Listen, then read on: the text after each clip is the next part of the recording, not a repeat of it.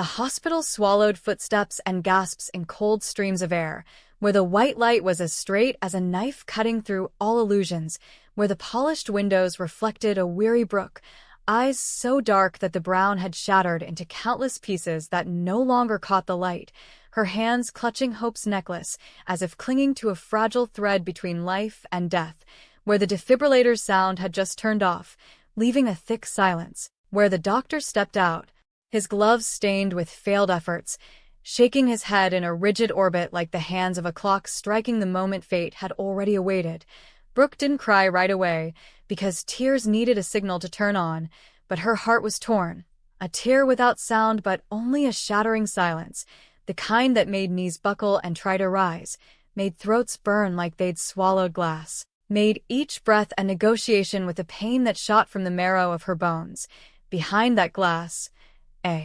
Hope quieter than any promise, the bedsheet white as a flat snowfield under which a whole spring had just been buried alive, the fingers that had once fixed each fold of the wedding cloth now drooping like a flower bud that had not had time to bloom, the hair lightly tangled by the nurse's hand, the eyelids closed as if keeping a final secret that had not been told to anyone, and the wedding ring that had not been given lying in the evidence bag like a meteorite that had fallen off its orbit. The waiting room turned into a chapel of wavering souls, where acquaintances and relatives became slow-moving shadows, where the name Hope rang in everyone's head like a broken prayer, and Brooke stood in the center of that whirlwind, a bleeding still point, both mother and reluctant survivor of a story whose ending had been snatched from the author's hands.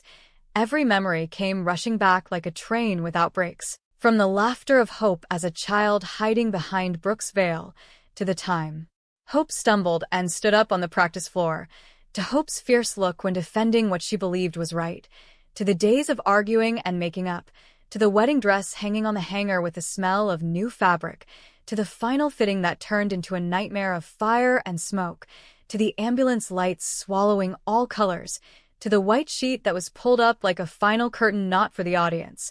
In another hallway, Liam lay motionless, his chest heaving thanks to the machine, his gentle face carved into a terrifying silence by thin cuts, his lips dry and cracked like a desert just hit by a storm. The measurement screen spoke for him, the blue lines dancing reluctantly like an orchestra forced to continue without a conductor. The doctor whispered a very low rate. The nurse changed the fluid bag. The doctor ordered more sedatives. And next to the bed there was only an empty chair swaying very gently because of the air conditioning, waiting for some relative strong enough to sit down to face another negotiation with the darkness. Brooke moved sleepwalking between two poles of pain, one pole being the room that had just taken away the first girl who had called her mother in a soft voice, the other pole being the room where the man Hope had chosen as a fulcrum now lay at the edge of the abyss, each alarm a missed jump of the heart, each nurse adjusting the breathing tube a curtain of fate,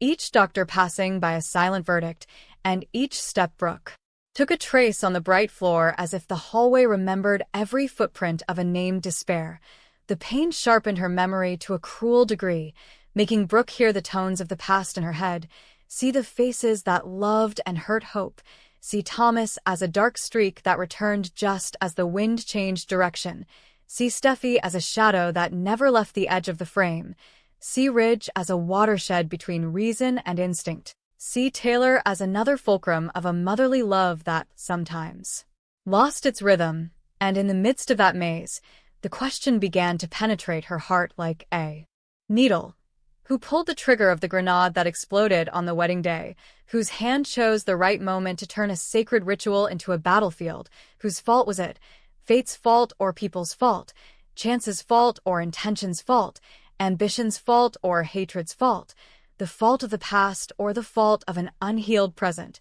The police pinned up on the board photos of the crime scene, circular smoke trails, jagged metal pieces, strange welding wires, blinking power outages. Packages not on the list, the technician's entrance and exit, the tailor's route, gaps in the videotape, strange as a math problem with an unknown that knows how to transform when chased, and hypotheses connected in a thick chain, in which a thin line shuddered toward Thomas, like an old reflex of the whole community that had seen him appear many times on the border of tragedy.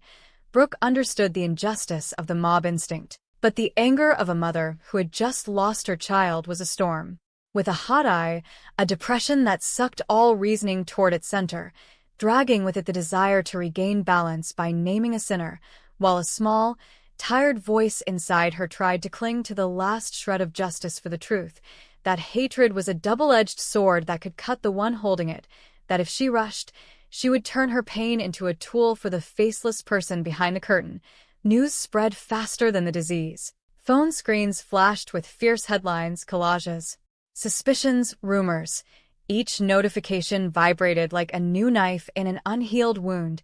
Each anonymous comment was a pebble thrown into the lake of memories, stirring up cold whirlpools, and Brooke suddenly realized the second enemy had no real face. A toxic cloud of information clung to Hope's name in cold letters. And she had to choose between keeping quiet to preserve her fragile strength or standing up to stop another underground fire from burning what remained. When it got dark, the hospital corridors turned into tunnels of light, where the hurried footsteps of medical staff intersected like shooting stars, where the smell of antiseptic mixed with the smell of wilting fresh flowers, where the wedding dress, with a half-burned veil remaining, lay in a sealed bag neatly placed on the police desk as evidence of a betrayed promise, where the fitting photos taken on a phone were locked in a new folder named with 3 cold letters, where the wedding calendar was crossed out in red pen, where the ring was replaced from a velvet box to a metal box, and where Brooke's heart was stretched between 2 cliffs, one side a cemetery of assumptions, the other a recovery room of the last possible hope. Brooke sat down in the chair next to Liam's room, her hand on the cold windowsill, watching the city windows flicker on and off like cosmic Morse codes, thinking about the children, thinking about Kelly, thinking about Douglas, thinking about Beth, thinking about the maze-like circles of family, thinking about a different scenario that would have happened if there had not been an explosion, thinking about a different morning with white flowers, a wedding cake, slow music, wishes, and a different evening with fireworks that didn't kill anyone, but reality stood tall in the middle of the room, as calm as a stone statue, and in its shadow, Brooke understood that the only choice left was to turn grief into motivation, turn loss into lightning cutting through the clouds, turn the question, why, into a path to finding who, turn tears into ink to write documents that force justice to acknowledge. In the corner, a bulletin board with tomorrow's procedure times, Liam's name blurred to tired eyes, the scale so small you had to lean in to read it, and each number like a stone face of a game of chance, where toss could fall in any direction, where the dawn promised nothing but danger and chance to live together. A breeze of air conditioning passed by, making the ribbon on the vigil bouquet tremble, and at that moment Brooke saw a strange reflection in the window mirror. The shadow thinned, but behind it was a seemingly endless corridor, in which a dark spot in the distance was moving very slowly, as if a long-repressed intention was finding its way to the light, and intuition sprang up like a resurrected animal in the chest, telling him that the explosion was not the end but only scene one, that the one who pulled the pin had not gone far, that the invisible hand could continue the challenge, that Liam was not only fighting death, but might be the last witness to a truth hidden in the smoke.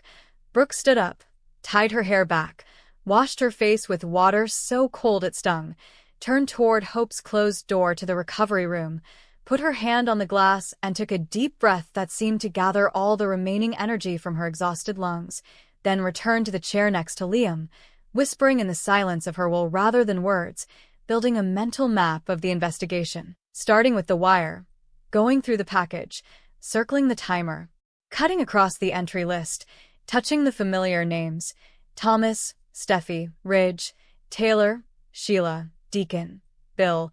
each name a taut thread, and in the middle a knot named Hope. The night passed like a black river, past the footbridge where the mother stood, past the roof where the news fell like a shower, past the wall where the family photos were hidden in darkness, and when the hospital's first morning bell rang softly, Brooke was still sitting there, dry-eyed, shoulders straight, like a statue guarding the border between life and death, between justice and chaos, between memory and revenge, ready to trade everything else to get them across to the other side. but at the edge of the small table, a piece of burnt chiffon still swayed to the rhythm of the air conditioner, casting a shadow on the white wall, forming the shape of a butterfly pinned by a needle, and the image cut hard into the mind like a cold omen. If someone had chosen the wedding day as a chessboard, would their next move be to strike Brooke's already broken heart to further fracture her will, or would they have already put a string around Liam's weak wrist to drag all the answers down into the same dark abyss? And the tricky question, like an exclamation point written in blood, hung unseen from the ceiling of the hospital room. Would the next fragile heartbeat be Liam's jump back or the last flap of wings of a shadow just learning to stand up in the shape of